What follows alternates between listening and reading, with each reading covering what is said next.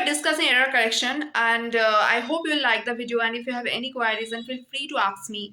And now, without any further ado, please keep on watching. Oh, by the way, if you like this video, then please give a big thumbs up to this video, and please subscribe to my channel, and please share it with your friends and family. And now, let's look at the video. क्या लिखा है? Mostly of the newly recruited officers have no experience in the banking sector. तो what's the meaning of the sentence? कि जितने भी newly recruited मतलब जितने भी नए recruited officers हैं बैंक में उनमें से ज्यादातर लोगों का के पास ही कोई experience नहीं है. Okay. जितने भी न्यूली रिक्रूटेड ऑफिसर्स है बैंकिंग सेक्टर में उसमें से मोस्ट ऑफ द पास के ही मतलब ज्यादा ऑफिसर्स के पास ही कोई एक्सपीरियंस नहीं है बैंकिंग का. ओके तो बताओ तो यहाँ पे एरर क्या होगा? try and think and try, think and try to give the right answer. यहाँ पे देखो क्या होगा, यहाँ पे मोस्टली नहीं होगा. ओके क्योंकि एल वाई जो है वो एडवर्ब हो जा रहा है एंड यहाँ पे नहीं होगा. यहाँ पे क्या होगा? सिर्फ मोस्ट होगा. ओके सिर्फ मोस्ट होगा, मोस्टली नहीं होगा. Most of the newly recruited officers have no experience in banking sector. Okay, इसमें ज्यादा कुछ समझाने का कुछ है नहीं. Okay, most होगा. अब नेक्स्ट देखो क्या है? This document could give the police far more details about you than you can possibly know. ये डॉक्यूमेंट पुलिस को तुम्हारे बारे में ज्यादा डिटेल्स देगा जितना कि मतलब तुम्हें भी नहीं पता है अपने बारे में. ओके तो देखो यहाँ पे this document could give the police far more details about you. Okay, एक चीज है far more details about you. Then you can possibly know. तुम्हें जितना खुद के बारे में पता है, तुम्हें पता है इतना, लेकिन पुलिस को ये डॉक्यूमेंट तुम्हारे बारे में तुम्हें पता है इतना. ओके और ये डॉक्यूमेंट तुम्हें पुलिस को तुम्हारे बारे में इतना सारा इंफॉर्मेशन देगा. ओके तो दोनों चीज के बीच में कंपैरिजन हो रहा है ना कि तुम्हें एक साइड से तुम्हें कुछ पता है तुम्हारे बारे में और ये डॉक्यूमेंट्स तुम्हारे बारे में पुलिस को ज्यादा इंफॉर्मेशन प्रोवाइड करेगा. तो दोनों चीज के बीच में कंपैरिजन हो रहा है. तो यहाँ पे देन नहीं होगा, क्या होगा? यहाँ पे देन होगा. फिर से मैं एक बार समझा देती हूँ. This document could give the police far more details about you than you can possibly know.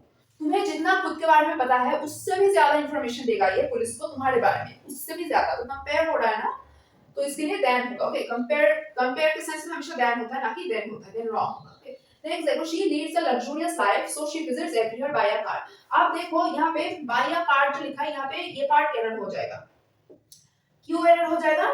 क्योंकि अगर हम बाई मतलब समझो कि बाई रोड जा रहे हैं तो हम कभी भी बाई रोड लिखते हैं, बाई रोड लिखते हैं या फिर बाई रोड लिखते हैं. बाई रोड लिखते हैं ऑफ कोर्स. अगर हम प्लेन से फ्लाइट से ट्रैवल कर रहे हैं तो हम लिखते हैं बाई एयर. ठीक उसी तरह से अगर हम वाटर मतलब शिप से जहाज से ट्रैवल करते हैं तो हम लिखते हैं we are coming by water. Okay by a water नहीं लिखते हैं तो रॉन्ग हो जाता है वो. तो कार से आता है शी लीड्स अ लग्जरियस है, वो एक लग्जरियस लाइफ जीती है इसलिए वो सब जगह कार से ट्रैवल करती है. तो बाय कार होगा. ओके बाय ए कार नहीं होगा. कार से ट्रैवल करते हैं इसका इंग्लिश है by car. She travels by car. Okay अच्छा देखो यहाँ पे क्या लिखा है? If one is interested in learning more about Mahatma Gandhi he should read my experiments with truth. अब देखो my experiments with truth ये गांधी जी के बारे में एक बुक है. ओके तो क्या होता है सेंटेंस का मतलब कि किसी को अगर गांधी जी के बारे में किसी को गांधी जी के ऊपर पढ़ना है तो he should read किसी को अगर गांधी जी के ऊपर ज्यादा जानकारी लेनी हो तो he should read my experiment with truth. Okay तो पहले से पढ़ो तो सेंटेंस में एरर क्या है? If one is interested in learning more about Mahatma Gandhi, किसी को अगर महात्मा गांधी के बारे में और जानना है तो he should read my experiments with truth. बहुत छोटा सा एरर है, very easy to pick I would say. अच्छा मैं बोल दे रही हूँ. Okay if one is interested in learning, अगर किसी को यहाँ प्रोनाउन क्या है?